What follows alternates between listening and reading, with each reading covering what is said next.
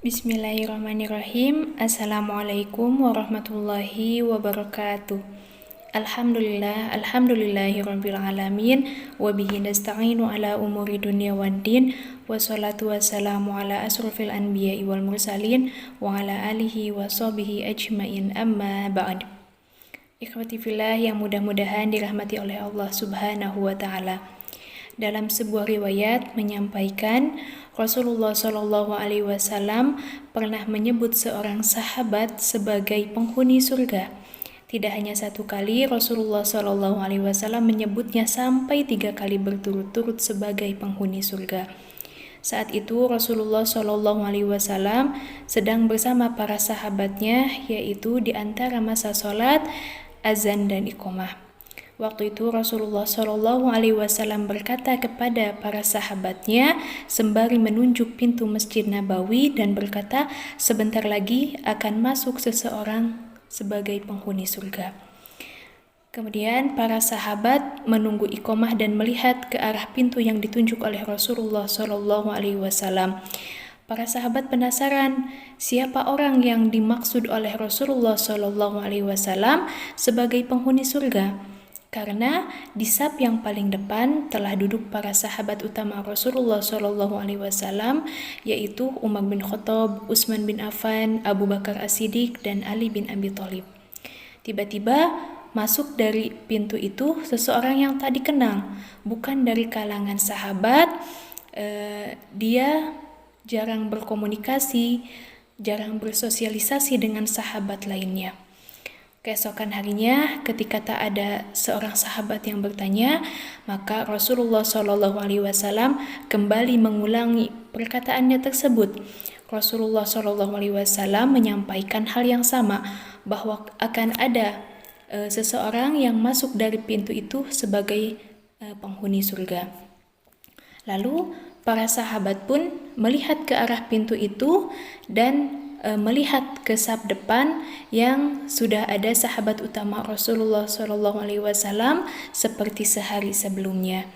Ternyata yang masuk adalah pria yang sama dengan hari sebelumnya. Saat itu para sahabat terdiam, iqomah dan melanjutkan sholatnya. Kemudian pada hari ketiga Rasulullah Shallallahu Alaihi Wasallam menyampaikan hal yang sama lagi di hadapan para sahabatnya.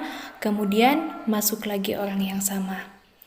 Lalu Abdullah bin Umar, salah seorang sahabat Rasulullah Shallallahu Alaihi Wasallam yang sangat fanatik dengan ajaran dan sunnah yang diajarkan oleh Rasulullah Shallallahu Alaihi Wasallam, merasa penasaran. Maka ia mendatangi rumah pria yang telah disebut 3 kali oleh Rasulullah Shallallahu Alaihi Wasallam sebagai penghuni surga. Dia datang ke rumah pria itu dan berkata, "Wahai saudaraku, aku ingin datang bertamu ke rumahmu selama 3 hari. Apakah diperbolehkan?" Pria itu tak keberatan dan memperbolehkannya. Kemudian Abdullah bin Umar melihat semua aktivitas pria tersebut. Saat setelah makan malam, orang itu tidur dan sepertiga malam pria itu terbangun untuk sholat malam. Kemudian pada saat pagi-pagi sholat subuh, dia berangkat ke masjid dan kembali pulang ke rumah untuk sarapan dan lain sebagainya. Kegiatan itu sama saja seperti sahabat lainnya. Hingga akhirnya Abdullah bin Umar pun mengatakan yang sesungguhnya kepada pria tersebut bahwa ia bertamu ke rumahnya selama 3 hari 3 malam itu lantaran memiliki tujuan, yaitu mencari tahu alasan kenapa dia dijuluki oleh Rasulullah Shallallahu Alaihi Wasallam sebagai penghuni surga.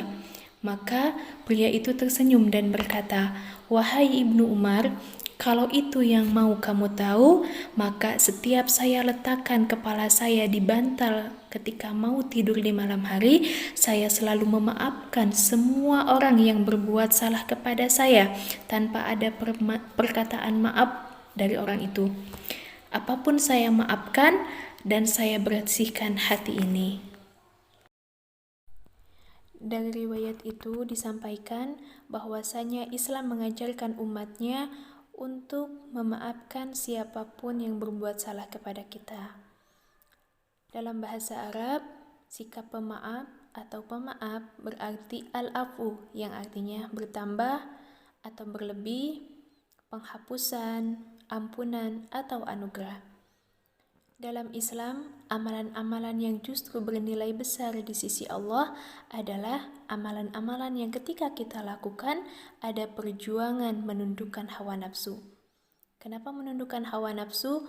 Karena ketika kita melakukan amalan-amalan sesuai hawa nafsu kita, bisa dikatakan gampang atau mudah. Tetapi ketika kita melakukan amalan-amalan yang sifatnya menundukkan hawa nafsu atau menaklukkan hawa nafsu, tidaklah mudah. Ada perjuangan yang harus kita taklukkan. Makanya dalam Al-Quran kita diperintahkan untuk mudah memaafkan seperti sifatnya orang-orang yang bertakwa. Wal'afina 'anin nas, mudah memaafkan manusia. Yang sulit itu ketika kita mempunyai masalah dengan orang lain, lalu kita tidak mau mengalah dan gengsi untuk meminta maaf. Padahal Rasulullah SAW menyebutkan wa ma zadallahu abdan bi'afwin illa izza. Allah tidak menambahkan kepada seorang hamba sifat pemaaf melainkan akan semakin memuliakan dirinya. Sahabat billah yang dirahmati Allah Subhanahu wa taala, sebagai manusia yang banyak berinteraksi dengan manusia lainnya, pasti kita semua pernah mengalami dari dizolimi oleh orang lain sampai membuat hati kita sakit, kecewa, atau bahkan depresi, baik itu kejahatan, konspirasi, atau keburukan-keburukan lainnya. Padahal kita hanya ingin kenyamanan atau kedamaian dalam kehidupan bermasyarakat. Lalu bagaimana sikap kita sebagai seorang mukmin menghadapi hal tersebut agar tidak ada dendam, tidak ada kebencian di antara kita terhadap orang yang telah menzolimi kita. Ketahuilah sahabatku bahwasanya ketika kita memberikan maaf terhadap kesalahan orang lain, maka akan bernilai ibadah yang agung di sisi Allah Subhanahu wa taala dan akan Allah berikan balasan dengan balasan yang sangat dahsyat. Kemudian apa sih yang akan Allah berikan balasan terhadap orang yang bisa memaafkan kesalahan orang lain?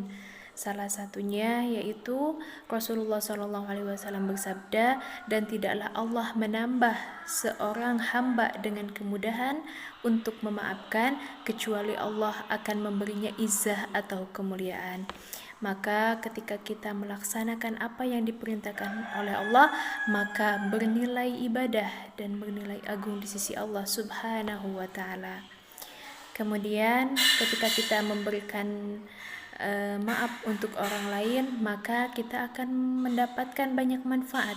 Salah satunya tekanan darah normal, yang kedua meningkatkan kualitas tidur, yang ketiga mengurangi gejala depresi, yang keempat meningkatkan sistem imun tubuh kita, yang kelima memberikan ketenangan diri.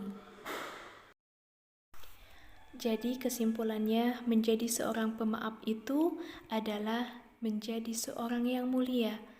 Kenapa demikian? Karena hal ini sudah pasti, sudah jelas pahalanya, sudah dijelaskan oleh Allah Subhanahu wa taala dalam firman-firman-Nya. Rasulullah SAW pun bersabda bahwasanya pahala untuk seorang pemaaf yaitu surganya Allah Subhanahu wa taala.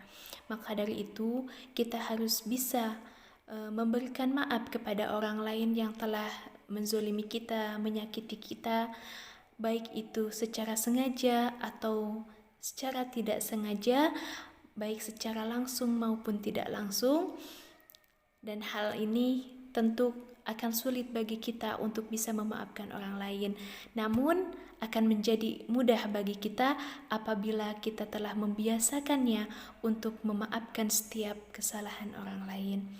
Mungkin hanya itu yang dapat saya sampaikan, kurang lebihnya mohon maaf. Wassalamualaikum warahmatullahi wabarakatuh.